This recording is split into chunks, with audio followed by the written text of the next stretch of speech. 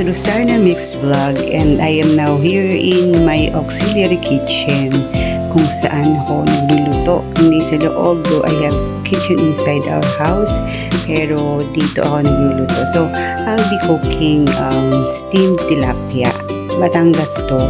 So, nag-slice na ako ng kamatis, onion, a bit of celery, garlic kasi i-stuff natin to sa loob ng ating tilapia. So, I'm going to add salt and pepper and a bit of oyster sauce dito, and then dito sa ating tilapia din lalagyan natin. So, pag nalagyan na natin sa loob, we're going to wrap it with foil, aluminum foil, and then we're going to steam it.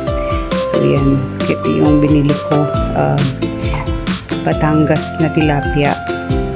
Yan siya. So, i-stuff natin in a bit itong ating tilapia ng ating yung ating hiniwa-hiwa ng mga kamatis, onion, and then garlic, and then pag nalagyan ko na ng salt and pepper, ilagay natin sa loob, then wrap it with aluminum foil and then steam it.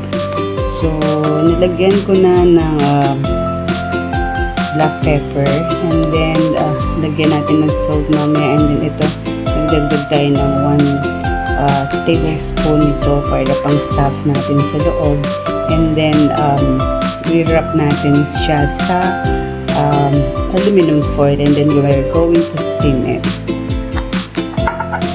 So, I am now here in my kitchen. Pumasok ako kasi medyo malangaw, and then dito natin ilagay sa aluminum foil, and then bago natin ilagay ay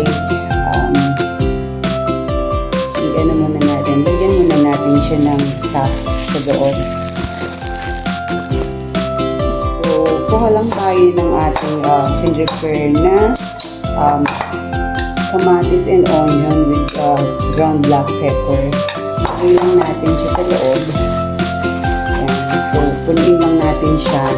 And then later on, i-wrap natin siya na sa aluminum foil. Dito ko nalagay.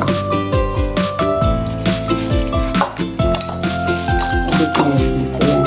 Kung nakikita nyo, ayan siya. So, punuin nyo lang sa loob hanggang malagay yung loob.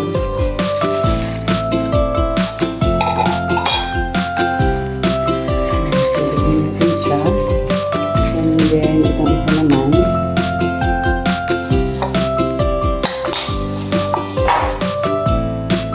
Lagyan natin siya ng stuff sa loob. And then, let's wrap it in a bit sa aluminum foil para naka-intact pa rin siya, at kahit na pakuluan natin or steam natin, hindi lalabas yung ating stuff na nilagay. So, lagyan natin isang sauce niya para mas lalong sumarap. So, lagyan natin.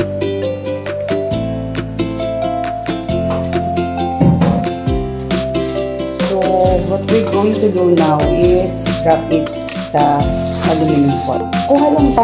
Mag-cut lang tayo ng aluminum foil na alam mong kasya ang isang tilapia. And then, ilagay natin ang ating, let's put some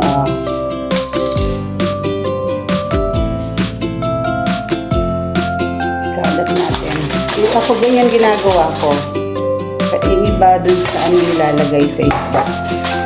So, spread natin ating oyster sauce, and then let's add onion bits para masarap siya.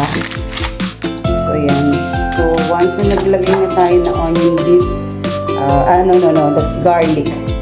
So, ilagay natin ang ating mahiwagang tilapia.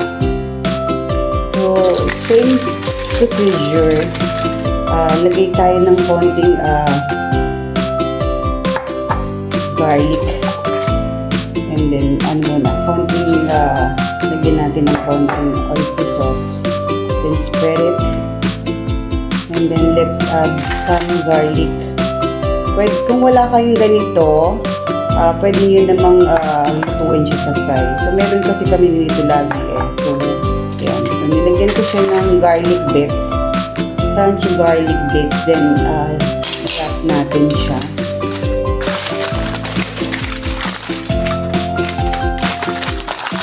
I-wrap natin siya. Yan. So, meron na tayo isa na pwedeng i-steam. Let's do the other one. So, na-wrap ko na rin yung pangalawa natin. So, same procedure lang. Mag-lay tayo ng aluminum foil, lagyan ng oyster sauce, and a bit of crunchy garlic bits. And then, i-wrap nyo lang. So, in a while, i-steam ko to. And then, pakita ko sa inyo yung ating finished product. And again, thank you everyone for always watching my videos. Sa mga ating friends sa ibang communities, sa communities natin. And to our foreign friends, maraming salamat.